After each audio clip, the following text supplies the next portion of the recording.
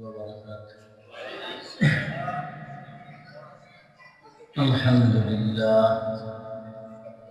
الحمد لله الذي جعل الشمس والقمر بحسبان والنجم والشجر يسجدان وفضل زمانا على زمان كما فضل مكانا على مكان وإنسانا على إنسان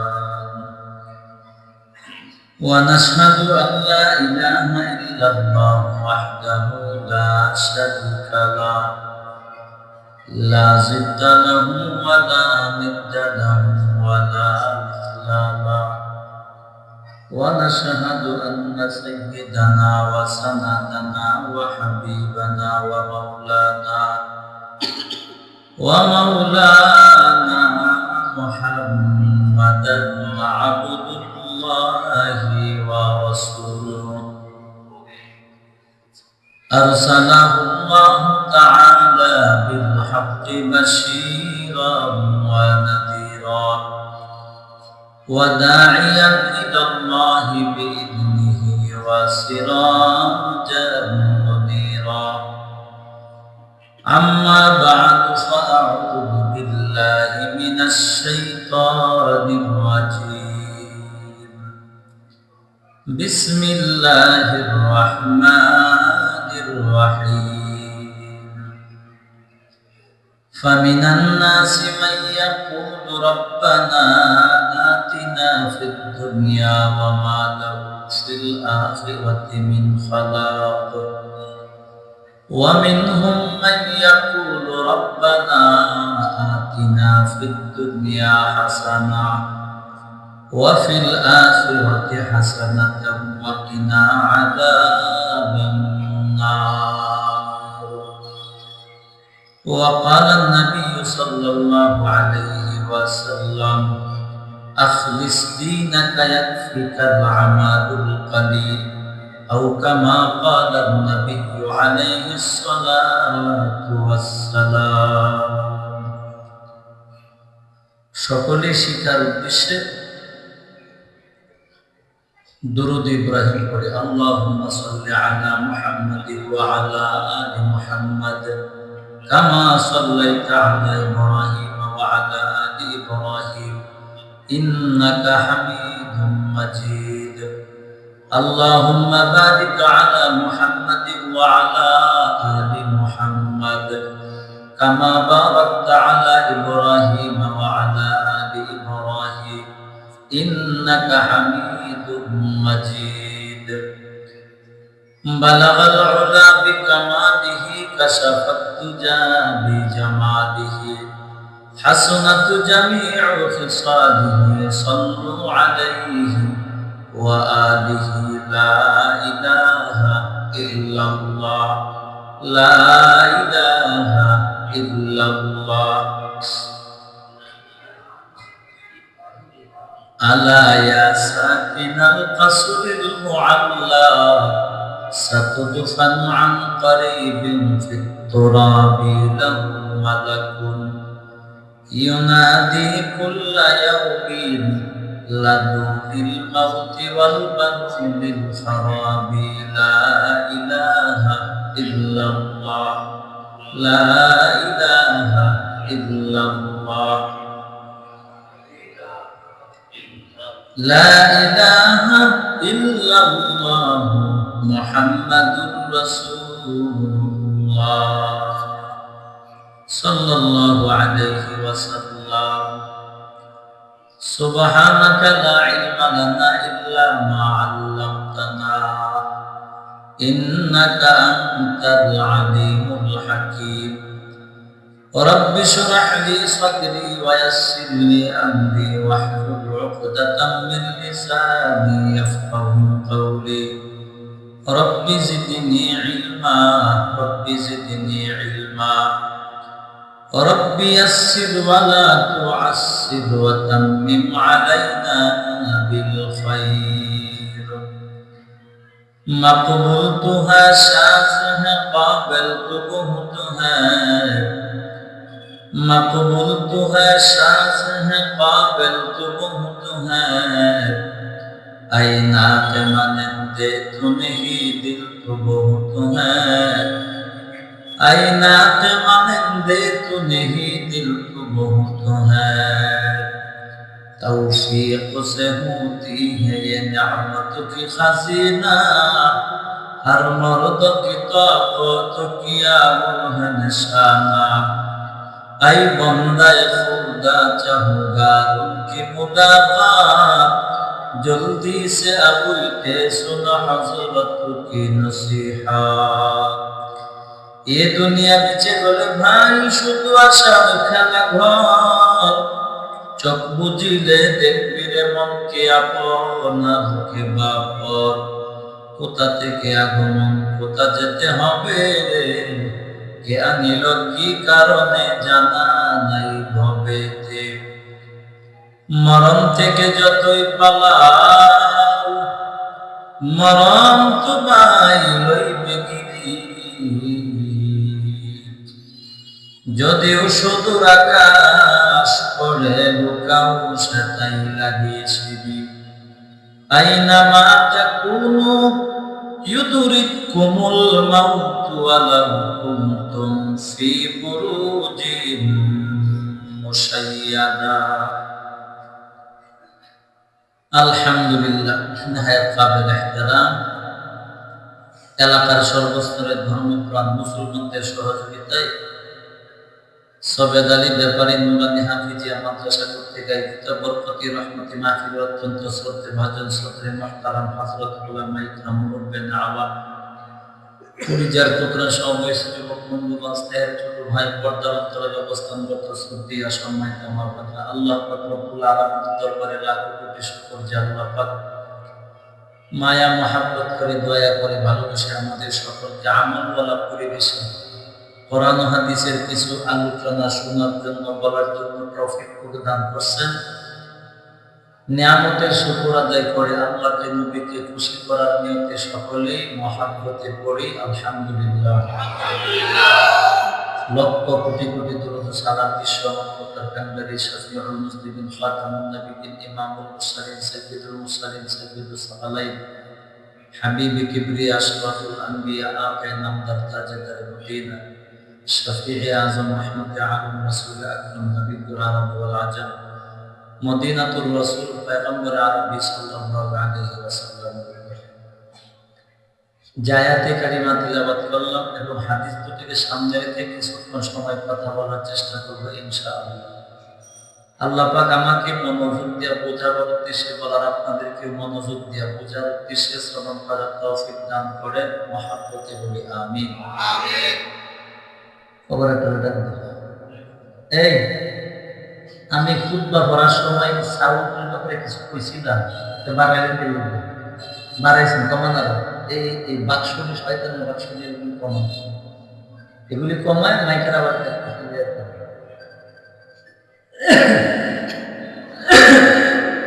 আমার ভাই কি করে আরো কমান বৃষ্টি আওয়াজ দেন। আমরা এখানে বসলাম, আগে নিয়ত ঠিক করেন। কেন বললাম? একটা মানুষের গোটা জীবনের আমল আল্লাহ তাআলার দরবারে কবুল হওয়া না হওয়া পুরাটা নির্ভর করে একমাত্র তার নিয়তের উপর। এই কথাটা খুব সেনসিটিভ বিষয় হাদিস, এটা আমরা গুরুত্ব দেই। কিয়ামতের মাঠে দেখা যাবে লক্ষ লক্ষ মানুষ সারা জীবন 8টায় হলে নামাজ পড়ছে, কিন্তু কিয়ামতের মাঠে দেখা যাবে সবার আগে জাহান্নামে, শতবার হজ করার পরে জাহান্নামে। মাদ্রাসা মসজিদে লক্ষ লক্ষ টাকা দান করছে, কিন্তু জাহান্নামে। সাহাবায়ে কিরামকে যখন নবী বললেন এই কথা, তখন সাহাবায়ে কিরাম বলতেন ফাজিবনা, আমরা আশ্চর্য হয়ে গেলাম, এটা কেমনে সম্ভব? তখন নবী বলছেন এটা সম্ভব, এটা গোটা জীবন যা আমল করছিল সব করছিল লৌকিকতার জন্য, মানুষকে দেখাবার জন্য। নিয়তে ছিল বেজাল। নিয়তে কি ছিল? নিয়তে বেজাল থাকার কারণে এই আওয়াজ আর প্রমাণ। নিয়তের ভিতরে বেজাল থাকার কারণে নবী বলেন, নিয়তে বেজাল থাকার কারণে তার গোটা জীবনের আমল আল্লাহ ধ্বংস করে দিয়েছে। মানে যে আমলটা করতে গিয়া নিয়তের ভিতরে বেজাল থাকে, ওই আমলটা আল্লাহর দরবারে কবুল হয় না। আর বান্দার যে আমল আল্লাহ কবুল করে না, ওই আমল নষ্ট। ওই আমল দিয়া বান্দা কোনোদিন জান্নাতে যেতে পারবে না। যদিও জান্নাতে কখনো যায়, ওই ঈমানের বদলতে, আমলের জন্য। এখানে অনেক মানুষ আছে, অনেক মানুষ এই কাজটা করে। কি করে জানেন? রাস্তা দিয়ে যেতে চাইছে, ওই হুজুরের সুরটা ভালো আছে, গিয়া বয়ে যায়, বইয়া সময় একটু কাটায় বয়ান করে শুনতে পারিচ্ছে। এই যে সুরের নিয়তে বসলো, 5 ঘন্টা না 5 বছর কোরআনের আলোচনা শুনলে আল্লাহ সওয়াব দিবে না। কারণ তার নিয়ত ছিল সুর, এই জন্য সওয়াব আল্লাহ দিবে না। আল্লাহ তাআলা নবী বলেন, তুমি বসবা ওই নিয়তে যে আল্লাহ, আমি আলেমদের মাজলিসে বসলাম, আমলওয়ালা পরিবেশে বসলাম একমাত্র তোমার দ্বীন শিখার জন্য। বলেন ইনশাআল্লাহ। আমরা সবাই বসলাম নিয়ত করেন, আল্লাহ তোমার দ্বীন শিখার জন্য বসলাম। বলেন আমিন। আর কোন নিয়ত থাকলেও লুজ করে ফেলেন। নিয়ত যখন ঠিক হয়ে যাবে, আল্লাহ তাআলা বসাটার ভিতরে বরকত দান করবে। আলহামদুলিল্লাহ। তাহলে আমরা যে কোনো, শুধু আজকে না, যে কোনো মাজলিসে আমরা যাব, বসবো, আমরা একমাত্র নিয়ত করব কার খুশির জন্য? আল্লাহ। এই কথাটা মনে রাখবেন। এই কথাটা মনে না থাকলে আপনার 20-30 বছরের নামাজ ধ্বংস। ওই নামাজ আল্লাহ নিবে না। আর একটা হাদিস আমি ছোট্ট করে বললে আমি সরাসরি আলোচনায় ঢুকে যাবো ইনশাআল্লাহ। ভূমিকার পরিবর্তে হাদিসটা বলে দিলে একটা দরকার। হাদিসে পাকে নবী বলেন, বান্দাকে নেক আমল করার তৌফিক কে দেন? সবাই বলেন, কে দেন? আল্লাহ। এই কথাটা আমরা জানি এতটুকু, কিন্তু বান্দাকে নেক আমল করার তৌফিক আল্লাহ কখন দেয় আর কখন দেয় না, এই কথাটা জানি না। আমরা আলেমরা বলি না, অর্ধেক কথা বলি, বাকি অর্ধেকটা বলি না। এমন অনেক কথা আছে কোরআন হাদিসে, অর্ধেকটা বলার পর বাকি অর্ধেকটা না বললে মানুষ দিন বুঝতে কষ্ট হয়, দিন তার কাছে কঠিন মনে হয়। লা তাকরাবুস সালাহ, আল্লাহ তাআলা বলেছে নামাজের কাছেও যায় না। এই পর্যন্ত বইলা বাকি শব্দটা পরেরটা যদি আমি না বলি, মানুষ মনে করবে যে আল্লাহ তো বলছে নামাজ তো বড় বাবাটা ঘরের কথা, বান্দা নামাজের কাছেই যায় না। কিন্তু আল্লাহ পরে বলছেন, ওয়া আনতুম সুকারা, যখন তোমরা নেশার হালতে থাকবা তখন তোমরা নামাজের কাছেও যায়ও। এটা ইসলামের প্রাথমিক যুগের আয়াত। কোরআনের অনেক আয়াতের সাথে সময়, কাল, স্থান, কাল, পাত্র যেটাকে আমরা বলি, এগুলির সাথে সম্পর্ক আছে। সব কিছু মিলায়া আগে দিছে, বাদ দেয়া, মাঝখান দেয়া, ঠেলা দিয়ে একটা কথা বইলা দিলাম জনগণের সামনে।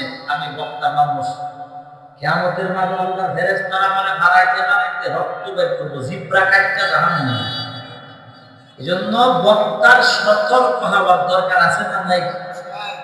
আর শ্রোতা যারা, বক্তার দায়িত্ব সতর্কতার সাথে কথা বলা, শ্রোতার দায়িত্ব গভীর মনোযোগ দিয়া বক্তার কথাগুলি শ্রবণ করা। ঠিক কিনা? তাহলে হাদিসে পাকে নবী বলেন, আল্লাহ পাক রব্বুল আলামিন বান্দাকে নেক আমল করার জন্য আল্লাহ তৌফিক দেন কখন জানো? পয়গম্বর রাহমাতুল লিল আলামিন বলেন, নেক আমল করার জন্য পাক্কা নিয়ত করবা। কি নিয়ত? পাক্কা নিয়ত। যে আমলটার জন্য আপনার নিয়ত পাক্কা মজবুত থাকবে, নিয়তে কোনো বেজাল, শক্ত করে নিয়ত করছেন যে এই আমলটা আমি অবশ্যই করবো ইনশাআল্লাহ, মজবুত ইসলাম। নবী বলেন, বান্দার নিয়ত যখন পরিপূর্ণ মজবুত থাকবে, ওই বান্দার নিয়তের বরকতে আল্লাহ ওই আমলটা বান্দাকে করার তৌফিক দান করবে। তাহলে বলেন, বান্দাকে নেক আমল করার তৌফিক দান করার মালিক কে? আল্লাহ। আল্লাহ আমাকে নেক আমল করার তৌফিক কখন দিবেন? যখন আমি নিয়তটা ঠিকভাবে করব, তখন। ঠিক কিনা? নিয়ত যখন দুর্বল থাকবে, নবী বলেন নিয়তের ভিতরে দুর্বল থাকলে ওই আমলটা বান্দা করতে পারে না। নিয়তের দুর্বলতার কারণে শয়তান কোনো না কোনো ভাবে তাকে ওয়াসওয়াসা দিয়া ওই আমল থেকে, শয়তান থেকে দূরে সরায়া দেয়। এজন্য আল্লাহর পক্ষ থেকে আমল করার তৌফিক পাওয়ার জন্য আমার দায়িত্ব হলো পাক্কা নিয়ত করা। বলেন পাক্কা? মন থাকবে কথা। বান্দা যখন পাক্কা নিয়ত করে, তখন আল্লাহ বান্দাকে তৌফিক দেয়। যখন পাক্কা নিয়ত করে না, আল্লাহ বান্দাকে তৌফিক দেয় না। আরেকটা কথা নই বলেন, বান্দা পাক্কা নিয়ত করছে কিন্তু কোনো কারণে আমলটা বান্দা করতে পারে না, মারা গেল। নিয়ত করছেন আল্লাহ যোহরের নামাজের পরে এই মানুষটাকে আমি এত হাজার টাকা কর্জে হাসানা দিব, কিন্তু যোহরের নামাজের আগে বান্দা মারা যায়। আছে না নাই? আল্লাহর বান্দা নিয়ত করছেন আল্লাহ আসরের নামাজের পরে আমি এই আমলটা অবশ্যই করব, কিন্তু বান্দা আসরের নামাজের আগে মারা যায়। বান্দা মরণ পর্যন্ত নিয়ত করলো আল্লাহ আমি যদি আল্লাহ তুমি আমারে ধনী বানাও, আমি অবশ্যই মক্কা মদিনা হজ করব। হাদিসে পাকি নবী বলে, ও সাহাবীরা কিয়ামতের মাঠে দেখবা একদল উম্মত জীবনে যে আমল করে নাই, ওই আমলওয়ালা বান্দাদের কাতারে দাঁড়াইয়া জান্নাতে চলে গেল। একদল মানুষ দেখা যাবে জিন্দেগিতে মরণ পর্যন্ত বাইতুল্লাহতে যায় নাই, জীবনে মক্কাতে হজ করতে যায় নাই, কিন্তু কিয়ামতের মাঠে দেখা যাবে ওই মানুষগুলি হাদিসাবদের কাতারে দাঁড়াইয়া জান্নাতের জন্য অপেক্ষা করে। আল্লাহর বান্দার পাশের এলাকার মানুষেরা বলবেন, ও ফেরেশতারা, ওই বান্দা বাড়ি আমার বাড়ির পাশে ছিল, ওই বান্দা মরণ পর্যন্ত বাইতুল্লাহতে যাই নাই, আমি এতবার হজ করার পরেও হাজী সাহেবের কাতারে আল্লাহ আমারে জায়গা দিল না, জান্নাতে বলে ডাক দিল না। ওই গরিব মানুষটাকে দেখলাম মরণ পর্যন্ত গরিবের হালতে থাকলো। ওই মানুষটা মরণ পর্যন্ত ভ্যান চালাইতো, ওই মানুষটা মরণ পর্যন্ত রিক্সা চালাইতো, ওই মানুষটা পরের বাড়িতে কাজ করিয়া জীবন চালাইতো। ওই মানুষটাকে আল্লাহ কেন হাজী সাহেবের কাতারে দাঁড় করাইলো? আল্লাহ তারে কেন হাজী সাহেবের সম্মান দিল? ওই মানুষটাকে আল্লাহ কেমনে জান্নাতি বানায় দিল বুঝলাম না। আল্লাহ তাআলা বলতো, ও ফেরেশতারা, আমার বান্দাকে জানায়া দাও আমি আল্লাহ তাআলা ভালো করম জানি, আমি আল্লাহ ভালো করে জানি আমার বান্দা মরণ পর্যন্ত ভ্যান চালাইতো, আমার বান্দা মরণ পর্যন্ত রিক্সা চালাইতো, আমার বান্দা মরণ পর্যন্ত মানুষের বাড়িতে কাজ করিয়া সংসার চালাইতো, আমার বান্দা মরণ পর্যন্ত হজ করে নাই, আমার বান্দা জীবনে বাইতুল্লাহতে তার জীবনেও যায় নাই। এরপরে আমি আল্লাহ কেন তারে হাজী সাহেবের সম্মান দিলাম জানো? আমি আল্লাহ তারে কেন জান্নাতের মেহমান বানায় দিলাম জানো? ও বান্দা ভালো করিয়া জানো, মানুষের মনের খবর একমাত্র বলেন জানেন কে? আল্লাহ তাআলা বলতে ফেরেশতারা, ওই বান্দাকে জানা দাও আমি আল্লাহ জানি বান্দা রিকশা চালাইতো, বান্দা রিকশা চালাইতো, আর মনে মনে বলতো, আল্লাহ যদি তুমি আমার জীবনে একবার ধনী বানায়া দাও, আমার সবার আগে সফরটা হবে সোনার মদিনা। আমার বান্দা ব্যাংকারি চালাইতো, মনে মনে চিন্তা করতো, আল্লাহ যদি আমি তুমি আমারে ধনী বানাও, আল্লাহ সবার আগে বাড়ি গাড়ি করবো না, আল্লাহ সবার আগে আমি বাইতুল্লাহতে হজ করার জন্য যাব, তোমার নবীর রোজায় গিয়ে সালাম দিব, আল্লাহ তোমার মহব্বতে আমি হজে যাইতে পারবো। আমার বান্দা মানুষের বাড়িতে কাজ করিয়া সংসার চালাইতো, আমার বান্দা বলতো আল্লাহ এই মানুষটার মতো যদি আল্লাহ তুমি আমারে ধনী বানাও, এই বাড়ির মালিক তো সিঙ্গাপুর গেছে, আমেরিকা গেল, ইত্যাদি গেল, থাইল্যান্ড গেল, আমি অন্য দেশে যাব না। আয় আল্লাহ তুমি যদি আমারে ধনী বানাও, আমি সবার আগে বাইতুল্লাহে হজ করার জন্য যাব। আল্লাহ তাআলা বলবে বান্দা আমি আল্লাহ ভালো করে জানি আমার বান্দার নিয়তে কোনো বেজাল ছিল না, আমার বান্দার নিয়ত ছিল পাক্কা খাঁটি। ঠিক কিনা জোরে বল। আমার বান্দার নিয়তে বেজাল না থাকার কারণে, আমার বান্দার নিয়ত একদম খাঁটি হওয়ার কারণে আমি আল্লাহ ভালো করে জানি যদি আমি আল্লাহ তারে ধনী বানাইতাম, আমার বান্দা আসলে সবার আগে বাইতুল্লাহ যাইতো। আমি আল্লাহ জানি যদি আমি আল্লাহ তারে ধনী বানাইতাম, আমার বান্দা সবার আগে মক্কা মদিনায় যাইতো। আমি আল্লাহ তো তারে ধনী বানাই নাই, কিন্তু বান্দার নিয়ত ছিল পাক্কা। যদি আল্লাহ ধনী হইতাম, সবার আগে হজে যাইতাম। আমার বান্দাকে আমি আল্লাহ ধনী বানাই নাই, এটা আমি আল্লাহর ফয়সালা। যদি বানাইতাম বান্দা যাইতো। বান্দার নিয়ত পবিত্র হওয়ার কারণে, আমার বান্দার নিয়ত পাক্কা মজবুত হওয়ার কারণে যদিও আমার বান্দা হজ করতে পারে না, আমি আল্লাহ আমার বান্দারে কিয়ামতের মাঠে হজের সম্মান দিয়া, হাজী সাহেবের সম্মান দিয়া, আমি আল্লাহ হজের সওয়াব দিয়া, আমি আল্লাহ কিয়ামতের মাঠে আমার বান্দারে জান্নাতের মেহমান বানায়া দিলাম।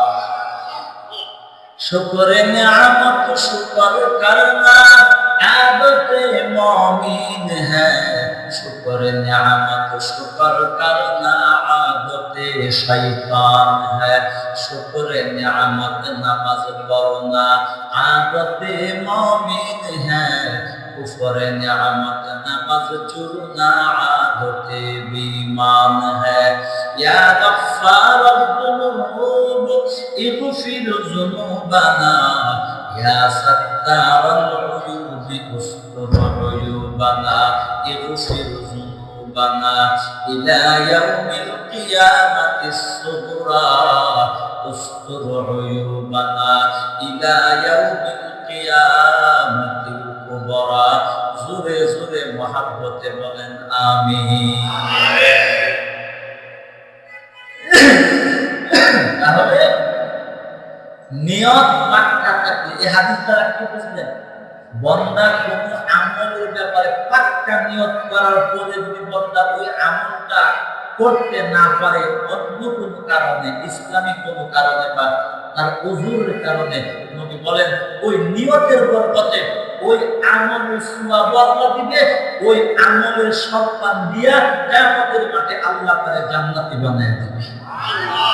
তাহলে আমরা আমল করতে পারি বা না পারি, কমপক্ষে নিয়তটা করার দরকার আছে না নাই? এই জন্য রাতের বেলা ঘুমানোর সময় আল্লাহ জাওলা পাগলের মার্কা নিয়ত না করিয়া আল্লাহর মহব্বতের বান্দা হইয়া, আল্লাহর মহব্বতের গোলাম হইয়া নেক আমলের নিয়ত কইরা যদি তুমি ঘুমায়া যাও, রাতের বেলা যদি তুমি মারা যাও, ওই নেক আমলের সব আল্লাহ কিয়ামতের মাঠে তোমারে দান করবে। ঠিক কিনা? ও নবীর উম্মত গো, এজন্য হাদিসে পাকে পয়গম্বর বলে আল্লাহ বান্দা যখন গুনাহ করে, আল্লাহর ফেরেশতারা বলে আল্লাহ বান্দা গুনাহ করছে, দেখতে পারবো, লিখতে পারবো। বান্দার গুনাহ, নেক বান্দার পাপের গুনাহ যখন ফেরেশতারা লিখতে শুরু করে, আল্লাহ তাআলা বলে বান্দা দাঁড়াও, আমার বান্দার দিকে অপেক্ষা করো, আমার বান্দা তওবা করে কিনা দেখো। মানে বান্দার গুনাহটা সাথে সাথে লেখে না, আল্লাহ বলে তওবার সুযোগ তারে দাও। যদি বান্দা তওবা করে ফেলে, আল্লাহ বলে আমার বান্দা তওবা করছে, গুনাহটা আল্লাহ বানা। নবী আমার বলে উম্মত, কিন্তু বান্দা যখন নেক আমলের নিয়ত করে, আল্লাহ তাআলা বলে ফেরেশতারা আমার বান্দা যে নিয়ত করলো, বান্দার আমলনামায় সওয়াব লিখে দাও। আল্লাহর ফেরেশতারা বলে আল্লাহ তোমার বান্দা তো নেক আমলটা করে নাই। আল্লাহ তাআলা বলে ফেরেশতারা আমার বান্দা যদিও নেক আমল করে নাই, কিন্তু বান্দা নেক আমলের নিয়ত করলো। আল্লাহ বলে নিয়তের বরকতে আমি আল্লাহ আমার বান্দারে সওয়াব দান করলাম। তাহলে আজকে থেকে নিয়ত করেন, মাহফিলে বয়ান শুনে আগ করে থাকতেন না, মুক্তির মতো বক্তা কি বুঝাইতে চাই মন দিয়া বুঝার চেষ্টা করবেন। অনেক মানুষ আছে আগ করে চায় এর মন আসলে আর এক জায়গায়, শরীর আছে কিন্তু মন জায়গা নাই। 5 মিনিট করে জিজ্ঞাসা করলে যে আমি কি বলছি বলো, আর করে মন নাই। তাহলে কি বুঝলেন? নেক আমল করার তৌফিক বন্দারে কে দেন? কখন? নিয়ত করলে না না করলে? নিয়ত করলেও না, পাক্কা নিয়ত করলে তৌফিক দিবে। নিয়তে দুর্বলতা থাকলে, সদর্বতার নিয়ত করলে আল্লাহ তৌফিক দিবে না। এজন্য হাদিসে পাকে নবী বলেন, আমল করার আগেই তোমাকে নিয়তের পরিবর্তে আল্লাহ সওয়াব দেন। তাহলে আল্লাহ থেকে বেশি বেশি করে নিয়ত করলে টাকা লাগে নাকি? ওই ইউনিয়ন অফিসে গেলে চেয়ারম্যান থেকে সার্টিফিকেট পেলে 500-1000 টাকা লাগে, এমন টাকা লাগে নি? তাহলে টাকা না থাকলে নিয়ত করেন মনে মনে যে আল্লাহ আজ থেকে সব সময় বেশি করে নেক আমলের নিয়ত করব। আমল করতে নাও যদি পারি, ওই নিয়তের বরকতে আমার আল্লাহ সওয়াব দিবে। সুবহানাল্লাহ। আল্লাহ কবুল করুক, আমিন বলেন। প্রাসঙ্গিক কথা শেষ, এখন মূল আলোচনায় আসেন। আল্লাহ পাক রব্বুল আলামিন বলেন, ফামিনান নাসি মান ইয়াকুলু রাব্বানা আতিনা ফিদ দুনিয়া ওয়া মা লাহু ফিল আখিরাতি মিন খালাক। তিলাওয়াতকৃত আয়াতে ভালো করে বুঝেন। ওই যে আগে বলছিলাম মাহফিলে আসবেন দ্বীন শিখার নিয়তে। বলেন কি শিখার নিয়তে? দ্বীন। মাহফিলে আল্লাহ তাআলা মন নিয়ে বল। বাড়িতে যাওয়ার পরে বোন বা কেউ জিজ্ঞাসা করলে যে আজকে হুজুর আলোচনা করলো, আলোচনার সার অংশ, সব জিনিসের একটা সারমর্ম আছে না? সারমর্ম বুঝেন কি? আমাদের সারাংশ। সারমর্ম কি বুঝলাম? এই কথা ফোরানো সারমর্ম তেমন বুঝি নাই, বাকি বয়ান ভালো হয়েছে। বয়ান ভালো বইলে বা না হওয়ার সাথে আপনার কোনো সম্পর্ক নাই। আপনার বয়ান ভালো বইলেও সমস্যা নাই, খারাপ বইলেও সমস্যা নাই। আপনার সমস্যা হবে তখন যখন বক্তার বয়ান আপনি বুঝতে পারবেন না, তখন। ঠিক কিনা? যখন বুঝবেন আপনার বসাটা কাজে লাগবে। যদি না বুঝেন বসাটা কাজে লাগবে না। আমি গত বছর এক মাহফিলে এক মুরব্বী আমার একজন সামনে বসে, আমি নামাজের 3টা মাসআলা বলছিলাম। কয়টা? নামাজের 3টা মাসআলা বলার পরে মুরব্বিরে বললাম যে চাচা, আপনি 3টা মাসআলা যে কিছুক্ষণ আগে বলছি, এই 3টা মাসআলা আপনি বলেন। এই মুরব্বিরে জিজ্ঞাসা করে আমরা আগ করেছে আমি সামনের দিকে বললাম, সাইরেসের লাগে আপনি তো মাসআলা জিজ্ঞাসা মাত্র 2 মিনিট আগে বললাম 3টা মাসআলা। যে 3টা মাসআলা একদম অহরহ মানুষের দরকার, বলেন আগ করেছে। আমি হচ্ছে শুনছি না। আমি বললাম, এত কাছে বসছেন, মাসআলা শুনছেন না? বলছে, আপনি তো মুরব্বী নন। যদি মুরব্বী না হয় পুরো পয়সা লইতেন, আপনার উপরে তুলে একটা আসার দেখা গেল। এমন একটা রাগ হচ্ছে আপনার, বুড়া মানুষ কি আর কইটা। এই জন্য মাহফিলে বসবেন মন ঠিক করে, মন শরীর বড় করবেন না, আপনার মন গুলো আসবে। বক্তা কি বুঝাইতে চাইতেছে ওই বিষয়টা আপনার মন থেকে অনুধাবন করার চেষ্টা করা লাগবে। ঠিক কিনা? আমার ভাই, আমার 2টা মোবাইল আছে 2 পকেটে। যখন স্টেজে বসি 2টা মোবাইল সাইলেন্ট করে বসি। বয়ানে বসে গেলে দুনিয়ার কোনো চিন্তা আমার মাথায় নাই, কোনো টেনশন কিচ্ছু নাই। বয়ানের ভিতরে আমার 14 গোষ্ঠীতে মারা যায়, আমার ভাইবে না ফোন দিয়ে। আমার কথা হল, আমি বয়ানে বসে গেলে দুনিয়ার সাথে আমার সম্পর্ক বাদ। আমি যে মানুষগুলিকে নিয়ে বসলাম দিন বুঝাবার জন্য, যে বিষয়টা বোঝাবার জন্য বসলাম, আমি যদি শ্রোতাকে ওই বিষয়টা সহজে বুঝাইতে পারি, তাহলে আমার মনটা শান্তি হয়ে যাবে। এবং আমি চেষ্টা করবো আপনাকে বুঝাবার জন্য। আর আপনি একবার সেদিন সামিয়ানার দিকে, আর একবার মাটির দিকে, আর একবার বন্ধুর দিকে, আর একবার শুয়ে থাকতে হবেন। এমন অবস্থা হইলে আপনার কপাল খারাপ। ঠিক কিনা? কথা কই না, মিশা কথা বলছি। তাহলে মনোযোগ থাকার দরকার আছে না নাই?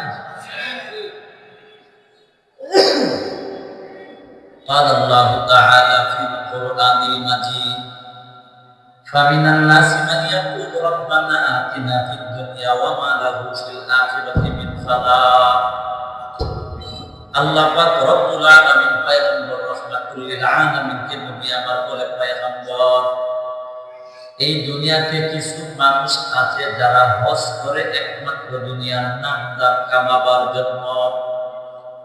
আল্লাহ পাক রব্বুল আলামিন বলে পয়গম্বর, একদল মানুষ আছে যারা হজ করে দুনিয়ার নাম দাম কামাবার জন্য হজ করে, আছে না নাই?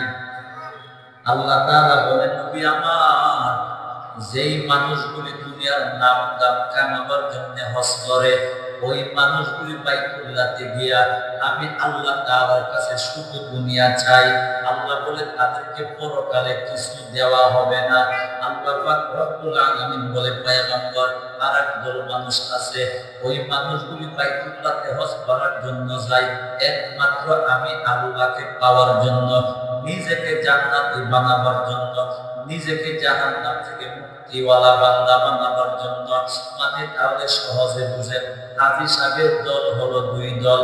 আল্লাহ তাআলা বলে, নবী আমার, একদল হাজী সাহেব কিয়ামত পর্যন্ত হজ করবে দুনিয়ার জন্য।